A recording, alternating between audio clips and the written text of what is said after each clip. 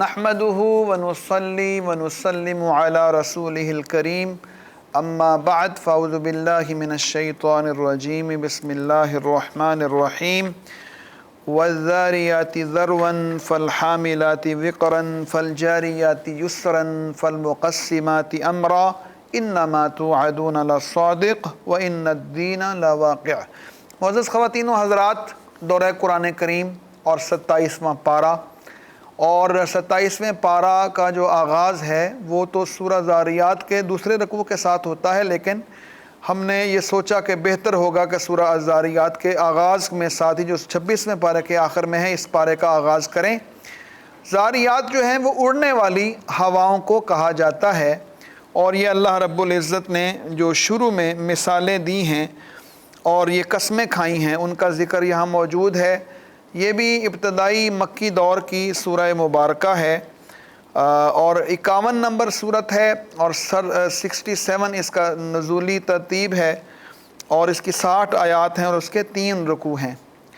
اس سورت کی تعلیمات پر غور کریں تو قیامت کے واقع ہونے پر مختلف آثار کائنات سے گواہی دی گئی ہے، اور قیامت کے اندیشے سے بے فکری جو ہوتی ہے وہ اصل میں خواہش نفس کی وجہ سے ہے، اس کی بات کی فرمائی گئی ہے۔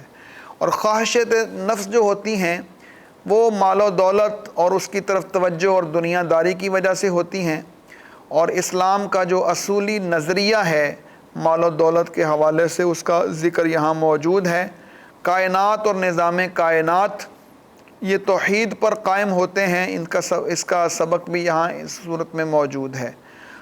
انسانی سوسائٹی میں جو بے حیائی کے جو خوفناک نتائج ہوتے ہیں اور اس کا کیا اثر ہوتا ہے قوم لوط کی روشنی میں اس کا بھی ذکر موجود ہے، اور حق سے اعراض کرنے کے جو خطرناک نتائج ہیں جو جھیلے قوم فرعون نے، قوم عاد و ثمود نے اور قوم نوح نے، اس کا بطور تاریخی شہادت اس کا تذکرہ موجود ہے۔ اللہ کے رسول محمد کریم صلی اللہ علیہ وسلم اہل ایمان کو دین حق کی دعوت دے رہے ہیں اور مخالفین جو ہیں وہ ان کو تکلیف دے رہے ہیں، اور اس میں جو صبر اور ضبط کی تلقین بھی کی گئی، اور یہ بتایا گیا کہ اصل جو انسان ہے اس کو پیدا ہی اللہ کی بندگی کے لیے کیا گیا ہے۔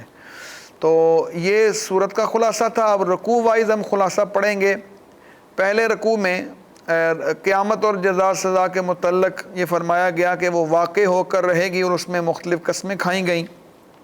تیز ہواؤں کی جو گرد و غبار اڑاتی ہیں، بادلوں کا بوجھ اٹھاتی ہیں، پھر نرمے سے چلتی ہیں، پھر بارش تقسیم کرتی ہیں، اور فرمایا گیا کہ تمہیں جس قیامت سے ڈرایا گیا ہے وہ بالکل سچ ہے، اور بے شک وہ اس کا واقع ہونا بالکل ضروری ہے۔ اور مال و دولت کے مطابق جو انسان کا بنیادی نظریہ وہ یہ ہے کہ مالداروں کے مال یہ جو اس میں سائلین اور محروم لوگوں کا حصہ موجود ہے، اور انہیں وہ حصہ ان کو دینا چاہیے۔ وفی اموالہم حق للسائل والمحروم۔ اس بنا پر جو مالدار بے سہارا لوگوں کا سہارا نہیں بنتا اور مستحق لوگوں کو اپنے مال میں سے حصہ نہیں دیتا، وہ اصل میں انسانی حقوق کو غصب کرتا ہے، کیونکہ اللہ رب العزت نے اس کے مال میں ان کا حصہ رکھا ہے۔ مال تو اللہ کی امانت ہے، جب چاہے واپس لے لے، لیکن یہ ایک آزمائش کے طور پر اور ایک بندگی اور خلافت کے طور پر، جیسے سورہ واقعہ میں ہم پڑھیں گے یہ سبق کہ آمنوا باللہ ورسولہ وانفقوا مما جعلکم مستخلفین فی۔ تو ساتھ ہی کائنات اور نظام کائنات کے ذریعے توحید کا سبق دیا گیا ہے، اور جو اس کا دوسرا رکوع ہے اس میں ان فرشتوں کی جماعت کا ذکر ہے جو حضرت سیدنا ابراہیم علیہ السلام کے پاس آئی تھی، اور اس کا ذکر ہم نے سورۃ الحجر میں بھی پڑھا، اور اسی طرح سورہ ہود میں بھی اس جماعت کا ذکر پڑھا تھا۔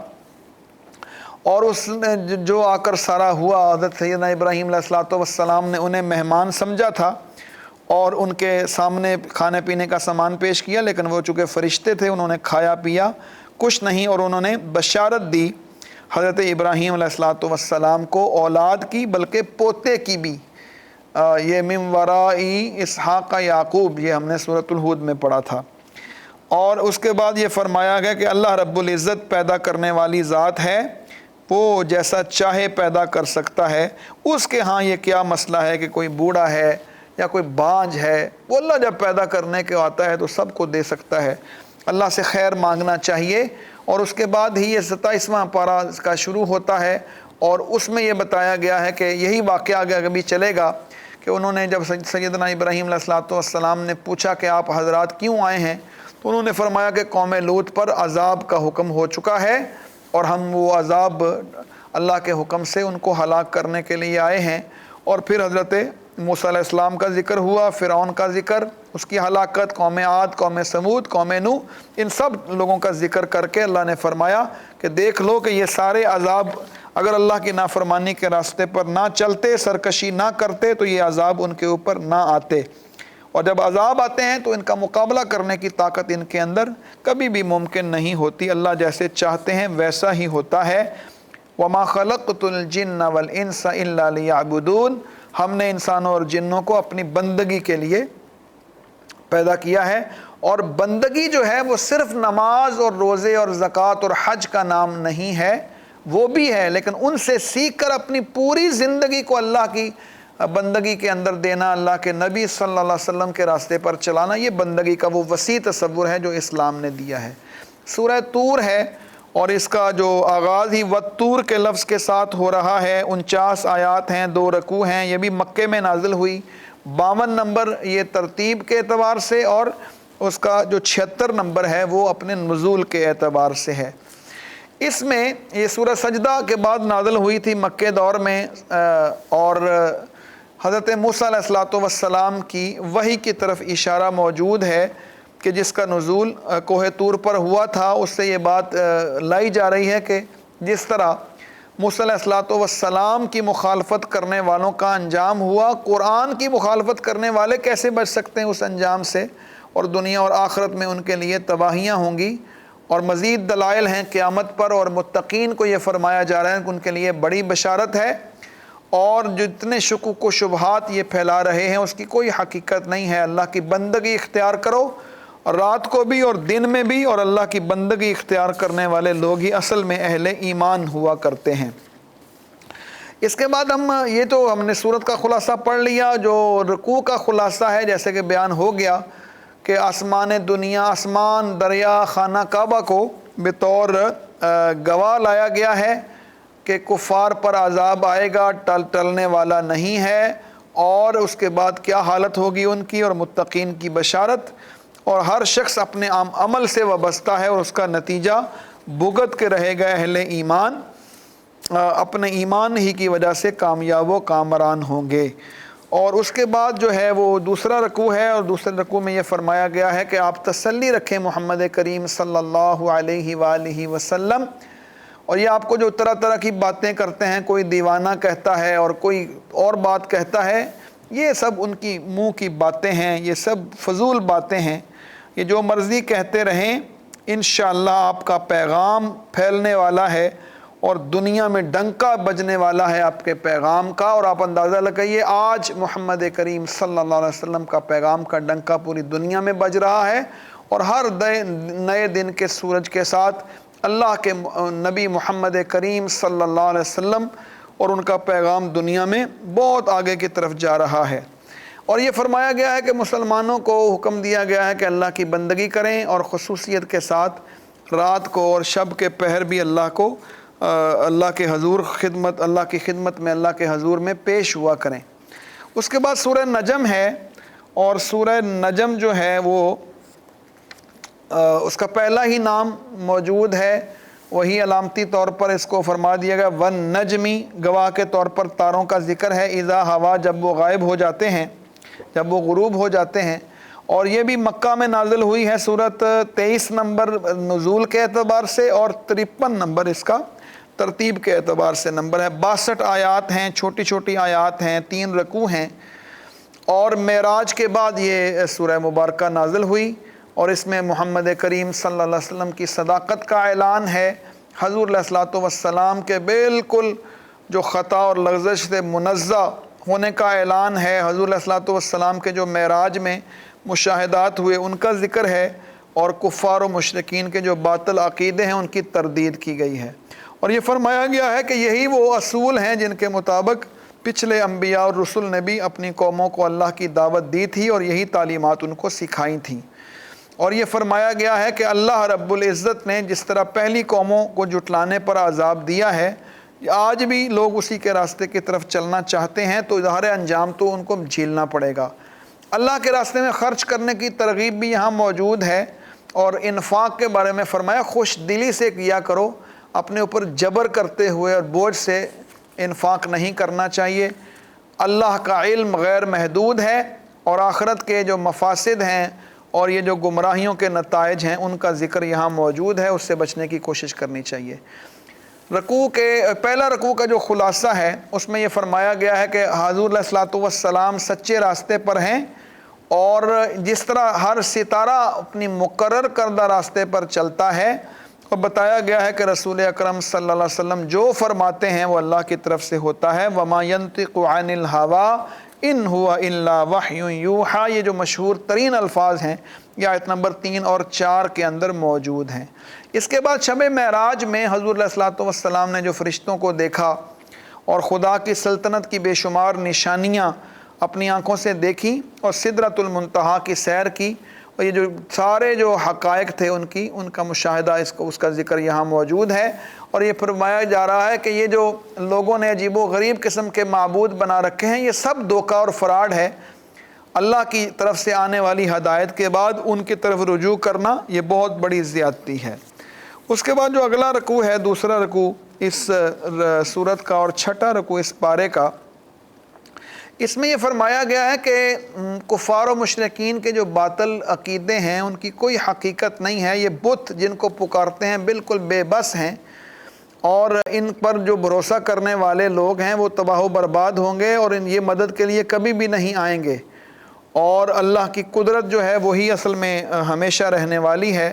اور یہ فرمایا گیا ہے کہ متقین وہ لوگ ہیں جو برائیوں کے اور فحاشی کے کاموں کے بالکل قریب نہیں جاتے، اور اگر کہیں ان سے بھول چوک ہو جائے تو وہ غفور الرحیم رب سے معافی طلب کرتے ہیں۔ ان ربک واسع المغفرہ هو اعلم بکم اذ انشأکم من الارض واذ انتم اجنۃ فی بطون امہاتکم فلا تزکوا انفسکم هو اعلم بمن اتقى۔ اللہ تمہاری سب حالتوں کو جانتا ہے، جب تم پیدا ہوئے تھے تم کس کیفیت میں تھے، لہذا تم اپنے آپ کو زیادہ مقدس نہ سمجھا کرو، وہی تمہاری پرہیزگاری کو اچھی طرح جانتا ہے۔ اس کے بعد جو اگلا رکوع ہے اس میں یہ فرمایا گیا ہے کہ وہ شخص مذمت کے قابل ہے جو اللہ کی راہ میں خرچ نہیں کرتا، اور کرتا بھی ہے تو تھوڑا بہت کر کے پھر اپنا ہاتھ کھینچ لیتا ہے۔ اور حضرت موسیٰ علیہ الصلوۃ والسلام اور حضرت ابراہیم علیہ الصلوۃ والسلام پر جو کتابیں نازل ہوئیں ان میں بھی یہی تعلیم تھی، اور فرمایا گیا ہے کہ وَلَا تَزِرُ وَازِرَةٌ وِزْرَ أُخْرَىٰ، کوئی دوسرے کا بوجھ نہیں اٹھائے گا۔ وَأَن لَيْسَ لِلْإِنسَانِ إِلَّا مَا سَعَىٰ، انسان جو اپنی کوشش کرتا ہے اس کا وہ ظاہر عمل کا جواب اس کو نظر آ جائے گا۔ سب کو اللہ کے حضور حاضر ہونا ہے، وہی زندگی اور موت دینے والا ہے، اور اللہ نے ہی انسانوں کے جوڑے بنائے، اور وہی نطفے سے گوشت پوش کا انسان پیدا کرنے والا ہے، اور وہی موت کے بعد دوبارہ زندہ کرے گا۔ اس کے بعد قوم نوح اور قوم عاد کا پھر ذکر ہے، اور ان قوموں نے خدا کے سرکشی کی تو کیسا انجام ہوا۔ وَثَمُودَ فَمَا أَبْقَىٰ وَقَوْمَ نُوحٍ مِّن قَبْلُ إِنَّهُمْ كَانُوا هُمْ أَظْلَمَ وَأَطْغَىٰ وَالْمُؤْتَفِكَةَ أَهْوَىٰ فَغَشَّاهَا مَا غَشَّىٰ فَبِأَيِّ آلَاءِ رَبِّكَ تَتَمَارَىٰ، کافر انسان تو اپنے رب کی کون کون سی نشانیوں کو جھٹلائے گا۔ تو یہی تذکرہ کرتے ہوئے سورۃ جو نجم ہے اس کے مضامین مکمل ہوتے ہیں، اور یہ فرمایا جا رہا ہے کہ وَتَضْحَكُونَ وَلَا تَبْكُونَ وَأَنْتُمْ سَامِدُونَ، تمہیں کیا ہو گیا ہے کہ تم اللہ کے قرآن کی بات پر تعجب کرتے ہو اور اس پر غور نہیں کرتے ہو اور اس کی طرف توجہ نہیں کرتے ہو، غافل ہو گئے ہو، تو یاد رکھو اللہ کے حضور جھک جاؤ تو اسی میں تمہاری کامیابی ہے۔ اس کے بعد سورۃ القمر، اس کی جو پہلی آیت ہے اقتربت الساعہ وانشق القمر، اس سے یہ نام اس سورت کا رکھا گیا۔ قیامت کا ذکر ہے اس میں، 55 آیات ہیں، 3 رکوع ہیں، مکی صورت ہے، 37 نمبر پہ اوپر نازل ہوئی، اور 54 نمبر ترتیب کے اعتبار سے یہ موجود ہے۔ اس کے جو مضامین ہیں، رسول اکرم صلی اللہ علیہ وسلم کی تکذیب کرنے والے منکرین قرآن کسی بڑے واضح معجزے کا مطالبہ کرتے تھے، اور شق القمر کا معجزہ دیکھنے کے بعد چاہیے تھا ایمان لے آتے، لیکن کہنے لگے جادو ہے، نظر بندی کا کھیل ہے۔ اور اس واقعے کی طرف اشارہ کرتے ہوئے منکرین کے رویے کی مذمت کی گئی ہے کہ یہ معجزہ وغیرہ کا مطالبہ تو ان کا حیلہ تھا اور ان کی ہٹ درمی تھی، اور دیکھ لیا کہ جو دل میں ایمان نہ ہو تو معجزے سے بھی کوئی فرق نہیں پڑتا، اور اللہ رب العزت ایمان والوں کو ایمان نصیب کرتا ہے۔ اور قرآن کوئی چھوٹا موٹا معجزہ نہیں ہے کہ اس کی موجودگی میں کسی مزید معجزے کی ڈیمانڈ جو ہے وہ کرنی نہیں چاہیے، اور یہ نصیحت حاصل کرنے کے لیے بہت آسان اور مجرب نسخہ ہے۔ اور ان معجزات کو دیکھنے کے باوجود بھی پہلے لوگ بھی ایمان نہیں لائے، انہوں نے بھی ایمان نہیں لایا تو ان کو بھی عذاب ہوا، ان کو بھی عذاب ہوگا۔ حضرت صالح علیہ السلام کی اونٹنی ایک زبردست معجزہ تھی، وہ قوم سمود اس پر بھی ایمان نہیں لائی۔ اسی طرح سیدنا موسیٰ علیہ السلام کو ید بیضا اور عصا کے معجزات عطا ہوئے، فرعون نے پھر بھی ماننے سے انکار کیا۔ اسی طرح قوم لوط کی باتیں اور تاریخی شہادتیں ہوئیں، اور یہ سارے عبرت لینا چاہیے تھا۔ اور کفار و مشرکین کو قیامت اور ہولناک سزاؤں سے ڈرایا گیا ہے، اور پشین گوئی یہ ہے کہ کفار و مشرکین کا جتھا جو ہے وہ بالآخر تباہ و برباد ہو کر رہے گا۔ رکوع وائز خلاصہ دیکھتے ہیں کہ پہلا رکوع میں فرمایا گیا ہے کہ قیامت کے قریب آ جانے اور چاند کے پھٹ جانے کے ذکر کے بعد فرمایا جا رہا ہے کہ یہ منہ پھیر لیتے ہیں، قرآن کو جادو کہتے ہیں، اور خواہشات نفس کے اندر اتنے گم ہو چکے ہیں کہ حق بات کو سننے کے لیے تیار نہیں، رسولوں کی تکذیب کر رہے ہیں، پہلی قوموں سے سبق لینے کے لیے تیار نہیں ہیں۔ قوم سمود کی سرکشی کا ذکر اگلے رکوع میں ہے، اور ان کے رسولوں نے انہوں نے جس انداز میں رسولوں کو جٹلایا تھا اس کا ذکر یہاں موجود ہے، اور عذاب الہی آ گیا، قوم لوط پر بھی آیا، اور ان کا بھی رویہ یہی تھا۔ اس کے بعد قوم فرعون کا ذکر ہوا ہے آخری رکوع میں، وَلَقَدْ جَاءَ آلَ فِرْعَوْنَ النُّذُرُ، کہ جب فرعون کو ڈرانے والے، اس کے خبردار کرنے والے آئے تھے، کذبوا بآیاتنا کلھا، ساری نشانیوں کو جٹلا دیا، فاخذناہم اخذ عزیز مقتدر، اور ایسے پکڑا جیسے کوئی زبردست قوت والا پکڑتا ہے۔ اور اللہ رب العزت نے کیسے پکڑا؟ اکفارکم خیر من اولئکم ام لکم براءۃ فی الزبر، اے قریش مکہ، کیا تمہارے کفار پہلے کافروں سے بہتر ہیں، یا تمہارے لیے آسمانی کتابوں سے کوئی معافی لکھی ہوئی آ گئی ہے؟ ام لکم براءۃ فی الزبر، کیا انہیں یہ دعویٰ ہے کہ ہم بہت بڑی جماعت ہیں؟ سیہزم الجمع ویولون الدبر، ان کی جماعت شکست کھائے گی اور وہ پیٹ پھینک کر بھاگیں گے۔ بل الساعۃ موعدہم والساعۃ ادھیٰ وامر، اصل ان سے مقابلہ ہے، اصل مقابلہ قیامت کے دن ہوگا، اور قیامت کا دن جو ہے وہ بڑا کٹھن اور تلخ ہوگا۔ اس دن مجرم لوگ جو ہیں وہ گمراہی اور بے عقلی میں ہوں گے، اور اس دن ان کو منہ کے بل گھسیٹا جائے گا۔ ذوقوا مس سقر، ان سے کہا جائے گا آج آگ کا عذاب کو چکھو۔ اور یہ سارے مضامین قیامت کے بارے میں یہ سارے موجود ہیں، اور آخر میں فرمایا گا ان المتقین فی جنات و نہر، کہ جو اللہ سے ڈرنے والے لوگ ہیں وہی جنت کے باغوں میں اور نہروں کے عیش میں ہوں گے، جہاں انہیں قادر مطلق بادشاہ کے ہاں اعلیٰ مقام حاصل ہوگا۔ فی مقعد صدق عند ملیک مقتدر، جو اصل بادشاہ ہے وہ اس کے ہاں انہیں بہت موجیں میسر ہوں گی ایمان کی وجہ سے اور عمل صالح کی وجہ سے۔ حضرات اس کے بعد وہ سورہ مبارکہ آتی ہے جو بڑے شوق سے ہم سنتے بھی ہیں، اور اللہ رب العزت نے خاص صوتی آہنگ کے ساتھ اس کو نازل کیا۔ ہم سورہ الرحمن کی بات کر رہے ہیں، 55 نمبر سورت ہے، ترتیب کے اعتبار سے 57 نمبر، نزول کے اعتبار سے 78 آیات ہیں، اور اس کے اندر 3 رکوع ہیں۔ بار بار یہ آیت آئے گی فَبِأَيِّ آلَاءِ رَبِّكُمَا تُكَذِّبَانِ۔ پوری جو سورہ مبارکہ ہے اس میں توحید کا اثبات ہے جو مرکزی مضمون کے طور پر دیکھا جائے، اور اللہ کی نعمتوں کا ذکر ہے، کیسی کیسی نعمتیں اللہ نے انسان کے اوپر نازل فرمائیں۔ انسان کا اشرف المخلوقات ہونا اس سے ثابت ہوتا ہے۔ اللہ نے جسمانی اور اخلاقی اور روحانی تربیت کا سامان کیا ہے۔ کائنات اور اس کے نظام خدائے واحد کی شہادت کے لیے کافی ہے کہ کتنی عظیم الشان کائنات اللہ نے پیدا کر دی، اور سب نے مرنا ہے، سب نے جانا ہے۔ انسان ہوش کے عقل کے ناخن لے تو اللہ کے وحدانیت ہونے کا، واحد ہونے کا اقرار کرنا چاہیے، اور جو تکذیب کرے گا وہ بھگتے گا اپنے اس عمل کو۔ اور اللہ کی اطاعت کرنے والوں کے لیے جنت اور جنت کی نعمتیں بہت خوبصورت انداز میں یہاں بیان ہوئیں، اور جنہوں نے جھٹلایا ان کے سامنے قیامت کا ذکر ہوا۔ تو رکوع وائز سورہ الرحمن کا خلاصہ دیکھتے ہیں۔ الرحمن علم القرآن خلق الانسان علمہ البیان، پہلی 4 آیات میں اللہ نے اپنی سب سے بہترین چیزوں کا ذکر کیا، صفت رحمت، تعلیم قرآن، تخلیق انسان اور قوت گویائی۔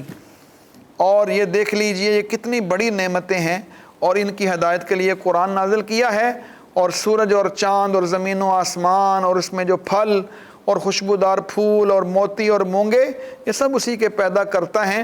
اور انسان کشتی اور جہاز تیار کرتا ہے، سمندر کی سیر کرواتا ہے، کون اس کو تھامتا ہے؟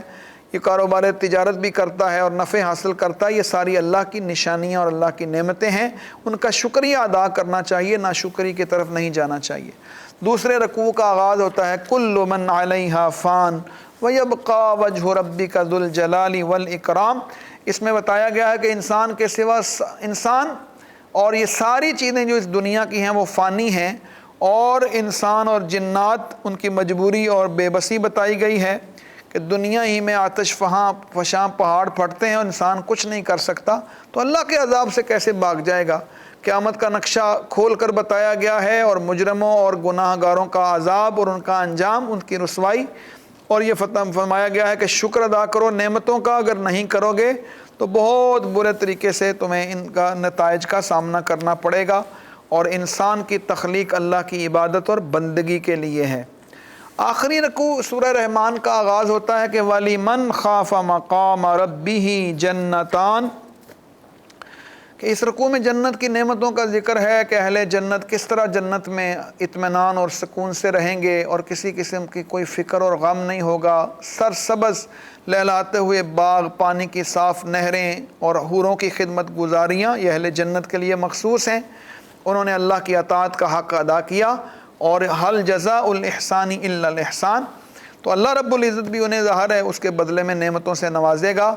اور اللہ کی نعمت اور قدرت اور کمالات کی تکذیب نہیں کرنی چاہیے اس کو۔ کیسے کرو گے؟ کس کس نعمتوں کو جھٹلاؤ گے؟ اور انسان قدرت نہیں رکھتا پھر بھی جھٹلاتا ہے، ناشکری کرتا ہے، اور جب جنت کی نعمتیں دیکھے گا تو پھر نہیں جھٹلا سکے گا، لیکن ایسے سرکشوں کا اس وقت کوئی فائدہ نہیں ہوگا۔ سورہ الرحمن کے بعد سورۃ الواقعہ ہے، اور سورۃ الواقعہ، یہ جو سورۃ الواقعہ ہے یہ بھی مکی صورت ہے، 46 نمبر نزول کے اعتبار سے اور 56 نمبر اپنی ترتیب مصحفی کے اعتبار سے۔ 96 آیات ہیں، 3 رکوع ہیں، اور اس میں جو پہلی ہی آیت ہے اس میں یہ لفظ موجود ہے اذا وقعت الواقعہ، جب ہونے والی ہو چکی ہوگی، قیامت آ چکی ہوگی۔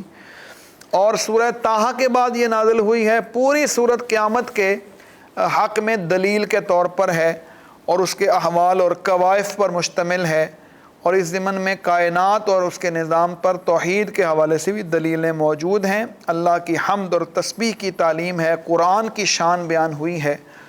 اور اس کا پہلا رکوع اگر دیکھا جائے تو فرمایا گیا ہے کس طرح قیامت کے وقت ہولناک زلزلہ آئے گا، پہاڑ ریزہ ریزہ ہو جائیں گے، اور وہ جو ہے اللہ رب العزت کیسا نظام قائم کرے گا۔ اذا رجت الارض رجا وبست الجبال بسا فکانت هباء منبثا، یہ سارا منظرنامہ ہوگا۔ وکنتم ازواجا ثلاثا، انسانوں کو 3 گروہوں میں تقسیم کر دیا جائے گا۔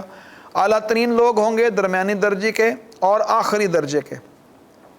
پہلے 2 گروہوں کا حال بیان ہوا ہے کہ یہ سب بلند درجہ، کہ یہ اللہ کے قریبی لوگ ہیں۔ بلند درجہ تو وہ ہیں جو اعلان ہوتے ہی آگے بڑھے، ایمان لے آئے، اسلام کے حوالے کر دیا اپنے آپ کو، اور جینا مرنا اسلام کے لیے وقف تھا۔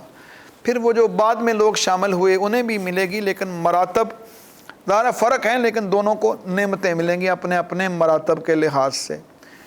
یہ پہلے رکوع میں بیان ہوا۔ دوسرے رکوع میں فرمایا گیا کہ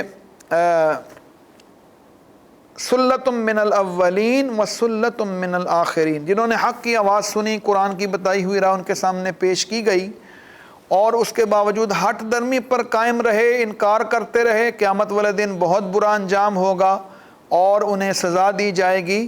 اور ساتھ ہی یہ فرمایا گیا ہے کہ اللہ کی نعمتیں اتنی زیادہ اتری تھیں، اس کا انکار کرتے رہے، اور اللہ کی نعمتوں کا بہت ہی خوبصورت انداز میں اس رکوع کے اندر ذکر موجود ہے۔ افرأیتم ما تمنون، افرأیتم ما تحرثون، اور اسی طرح افرأیتم الماء الذی تشربون، افرأیتم النار التی تورون۔ بہت خوبصورت ذکر ہے اللہ کی نعمتوں کا، اور پوری کائنات کی نعمتیں یہاں موجود ہیں، اور جو اس سے بھی فائدہ نہیں اٹھاتا، توجہ نہیں کرتا، تو اس کا انجام بہت برا ہوگا۔ آخری رکوع کا جو آغاز ہے وہ قرآن پاک کی کتاب الہی اور مضبوط ہونے کا یہ ذکر ہے۔ فَلَا أُقْسِمُ بِمَوَاقِعِ النُّجُومِ وَإِنَّهُ لَقَسَمٌ لَوْ تَعْلَمُونَ عَظِيمٌ۔ کتاب کی عظمت ہے، جس طرح کائنات مضبوط ہے، یہ کتاب بھی بڑی مضبوط ہے، اور منکرین قرآن ایسی عظیم کتاب کی تکذیب کرنے میں لگے ہوئے ہیں۔ اور موت کو یاد کرو جہاں سارے حقائق واضح ہو جائیں گے، اور جو لوگ قیامت کا انکار کر رہے ہیں ان کو کیا ہوگا؟ وہ تو اپنے قریب مرنے والے کا جسم واپس نہیں لا سکتے۔ اور یہ فرمایا جا رہا ہے کہ جنت کی خوشبوئیں ملیں گی ایمان والوں کو، اور بہت ساری نعمتیں ملیں گی، اور اس کے مقابلے میں جنہوں نے نافرمانی کی ان کا انجام بہت برا ہوگا۔ اور آخر میں فرمایا گیا فَسَبِّحْ بِاسْمِ رَبِّكَ الْعَظِيمِ۔ علماء نے لکھا ہے کہ اسی آیت کی وجہ سے حضور علیہ الصلوۃ والسلام نے جو ہے نا فَسَبِّحْ بِاسْمِ رَبِّكَ الْعَظِيمِ، تو سبحان ربی العظیم کا لفظ جو ہے وہ اسی طرح لیا گیا ہے نماز کے لیے۔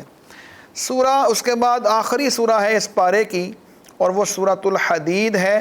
یہ بھی مکی سورہ، یہ مدنی سورت ہے، اور اس کی جو 57 نمبر ترتیب ہے یہاں مصحف کے اعتبار سے، اور 94 نمبر ترتیب ہے اپنے نزول کے اعتبار سے، اور اس کی 29 آیات ہیں اور 4 رکوع ہیں۔ اس میں بنیادی طور پر ترغیب ہے ایمان والوں کو ایمان کے راستے پر چلنے کی، اور اللہ کے راستے میں خرچ کرنے کی ترغیب موجود ہے کہ وَأَنزَلْنَا الْحَدِيدَ فِيهِ بَأْسٌ شَدِيدٌ، ہم نے لوہا اتارا، اس میں سخت طاقت ہے۔ اور یہ فرمایا جا رہا ہے کہ صلح حدیبیہ اور فتح مکہ کے درمیانی دور میں یہ صورت نازل ہوئی ہے۔ اس صورت میں اللہ کی علم و قدرت کی وسعتوں کا ذکر ہے، انفاق فی سبیل اللہ کی ترغیب ہے، اور رسول اکرم صلی اللہ علیہ وسلم کے سچے نبی ہونے کا بے بانگ دہل اعلان موجود ہے۔ اور فتح مکہ سے قبل اسلام کے لیے جان مال سے خرچ کرنے والے اور جہاد کرنے والے زیادہ فضیلت والے ہیں، بعد والے کم ہیں۔ نفاق اور منافقین کی مذمت موجود ہے، دنیاوی زندگی اور اس کے ساز و سامان کی بے ثباتی کا ذکر ہے۔ اور جب تک دنیا کے اندر انسان ہوتا ہے تو انسان کو چاہیے آخرت کو یاد رکھے، اگر وہ فراموش کرے گا تو اس کے جو مسائل پیدا ہوں گے۔ نیکیوں میں بڑھ چڑھ کر حصہ لینا چاہیے، اور اللہ کی نعمتوں میں ایک نعمت حدید بھی ہے، یعنی لوہا بھی ہے، اس کے ملٹیپل اثرات ہیں۔ اور اس کے بعد انسان کی اخلاقی اور روحانی تربیت کے حوالے سے حضرت عیسیٰ علیہ الصلوۃ والسلام کا بھی ذکر موجود ہے، اور ایمان والوں کو آخرت پر ایمان اور تقوی کا حکم دیا گیا ہے۔ دنیا کی بے ثباتی بھی سمجھائی گئی ہے، اور اسی طرح جو اس کا پہلا رکوع ہے اس میں اللہ کی صفات کا ذکر ہوا کہ وہ عزیز ہے، حکیم ہے، اول و آخر ہے، ظاہر و باطن ہے، خالق ہے، اور اللہ کی قدرتوں اور نظام کی کارسازیوں کا بیان ہے۔ ایمان لانے اور اللہ کی راہ میں مال خرچ کرنے کا حکم ہے۔ حضور علیہ الصلوۃ والسلام کی رسالت کا ذکر ہے کہ وہ برحق رسول ہیں، انسان کو تاریکی سے نکال کر نور کی طرف لاتے ہیں، اور فتح مکہ سے قبل اسلام کے لیے خرچ کرنے والے لوگ اور جہاد کرنے والے لوگوں کا درجہ بہت زیادہ ہے۔ فتح مکہ کے بعد اسلام کے لیے کوششیں کرنے والے اگرچہ قابل قدر ہیں، لیکن وہ دونوں کے درجات برابر نہیں ہوتے۔ لا یستوی منکم من انفق من قبل الفتح وقاتل۔ اس کے جو اگلا رکوع ہے 18واں رکوع بنتا ہے اس پارے کا، اس میں اللہ کی راہ میں مال خرچ کرنے والوں کو دگنا اجر دیے جانے کا وعدہ ہے۔ فَيُضَاعِفَهُ لَهُ وَلَهُ أَجْرٌ كَرِيمٌ۔ اور بڑی تعریف ہے صدقہ و خیرات کرنے والے، انہوں نے اپنا مال محبت کے باوجود بھی۔ معزز خواتین و حضرات، رسول اکرم صلی اللہ علیہ وسلم سے پوچھا گیا سب سے بہترین صدقہ کون سا ہے؟ فرمایا کہ جب تم صحت مند ہو، تمہیں مال کی ضرورت ہو، اس کے کم ہونے سے ڈرتے ہو، لیکن تم پھر بھی خرچ کرتے ہو، تم کہیں انویسٹ کر کے کما سکتے ہو لیکن اللہ کے راستے میں دیتے ہو، اللہ کو یہ بہت زیادہ پسند ہوتا ہے۔ اور جو اس پر یقین نہیں رکھتے ان کا انجام کا ذکر اس رکوع کے اندر موجود ہے۔ اس کا جو اگلا رکوع ہے اس کے اندر یہ فرمایا گیا کہ اعلموا انما الحیات الدنیا لعب و لہو و زینت و تفاخر بینکم و تکاثر فی الاولاد۔ اس میں یہ بتایا گیا ہے کہ یہ جو دنیا کی حقیقت ہے اس کو سمجھ جانا چاہیے کہ وَتَقَاصُرٌ فِي الْأَمْوَالِ وَالْأَوْلَادِ كَمَثَلِ غَيْثٍ أَعْجَبَ الْكُفَّارَ نَبَاتُهُ ثُمَّ يَهِيجُ فَتَرَاهُ مُصْفَرًّا ثُمَّ يَكُونُ حُطَامًا۔ دیکھو دنیا کی زندگی کھیل اور تماشے کا نام ہے، نمود و نمائش کا ہے، ایک دوسرے سے فخر جتانے کا اور مال و اولاد میں ایک دوسرے سے بڑھنے کا۔ اس کی مثال ایسی ہے جیسے زمین میں بارش برسی تو اس کی پیداوار دیکھ کر اعجب الکفار نباتہ، کسان خوش ہو گئے، ثم یہیج، پھر وہ کھیتی خوش ہو کر زرد آنے لگی اور پھر چورا چورا ہو کر رہ گئی اللہ، اور اس کی زندگی کے بعد آخرت میں یا تو سخت عذاب ہے یا بخشش ہے، اور دنیا کی زندگی دھوکے کے مال کے سوا کچھ نہیں۔ سابقوا الی مغفرۃ من ربکم وجنہ، دوڑو اپنے رب کی بخشش کی طرف اور ایسی جنت کی طرف جس کی وسعت زمین و آسمان سے بھی زیادہ ہے۔ اعدت للذین آمنوا باللہ ورسولہ، اور یہ تیار کی گئی ہے اللہ اور اس کے رسول پر ایمان لانے والوں کے لیے، اور یہ اللہ کا فضل ہے جس کو چاہے عطا کر دے۔ اس کے بعد جو آخری رکوع ہے اس پارے کا بھی بنتا ہے اور اس سورت کا بھی بنتا، بلکہ دو رکوع ہیں، جی ایک ہی رکوع باقی ہے، 20 نمبر رکوع، جس میں نبیوں کا ذکر ہے، تاریخ کا ذکر ہے کہ روز اول سے ہی انسان کی روحانی اور اخلاقی پرورش اور تربیت کے لیے اللہ نے رسالت کا ایک نظام قائم کیا تھا۔ پہلے نبی تشریف لائے، بڑے بڑے نبیوں کا ذکر حضرت سیدنا ابراہیم علیہ السلام، حضرت نوح علیہ السلام، جن کی ذریت میں نبوت اور رسالت کا سلسلہ چلتا رہا حتیٰ کہ عیسیٰ علیہ السلام تشریف لے آئے، انجیل نازل ہوئی، اور پھر محمد کریم صلی اللہ علیہ وسلم تشریف لائے، قرآن نازل ہوا، اور اللہ اور اس کے رسول پر ایمان اور تقوی حاصل کرنے کا حکم ہوا۔ لیکن جنہوں نے اس سے رشتہ توڑ لیا اور اس کو نہیں مانا، ان کا انجام بہت برا ہے، اور اہل ایمان کو خبردار کیا جا رہا ہے کہ اہل کتاب کی طرح تم حرکتیں نہ کرنا، اور چور دروازے جس طرح انہوں نے نکالے اللہ کے احکامات سے بچنے کے لیے، تم ایسا نہ کرنا۔ اگر ایسا کرو گے تو کیا ہوگا؟ یستبدل قوما غیر، اللہ تم بدل دے گا اور تو تمہاری جگہ کسی اور کو لے آئے گا، اور اللہ تو بڑا با اختیار ہے۔ وَأَنَّ الْفَضْلَ بِيَدِ اللَّهِ، سارا فضل تو اللہ کے ہاتھ میں ہے، وہ جسے چاہے عطا کرے۔ وَاللَّهُ ذُو الْفَضْلِ الْعَظِيمِ، اور اللہ بہت بڑے فضل والا ہے۔ معزز خواتین و حضرات، سورۃ الحدید کے مضامین اس کے ساتھ مکمل ہوئے، اسی کے ساتھ پارہ نمبر 27 بھی ہم نے پڑھا۔ اس کے بعد آخری 3 پارے باقی ہیں، 28، 29 اور 30۔ توجہ فرمائیے گا، شریک رہیے گا۔ انشاءاللہ جب یہ قرآن مکمل ہوگا آخر میں ہم خصوصی دعا کریں گے، اور دعاؤں کی قبولیت کے لمحات ہوتے ہیں قرآن پڑھنے کے بعد، اس میں آپ خود بھی شریک ہوں، اہل خانہ کو بھی شریک کریں، دوسروں کو بھی شریک کروائیں۔ اللہ تعالی ہمیں عمل کی توفیق عطا فرمائے۔ وآخر دعوانا ان الحمد للہ رب العالمین۔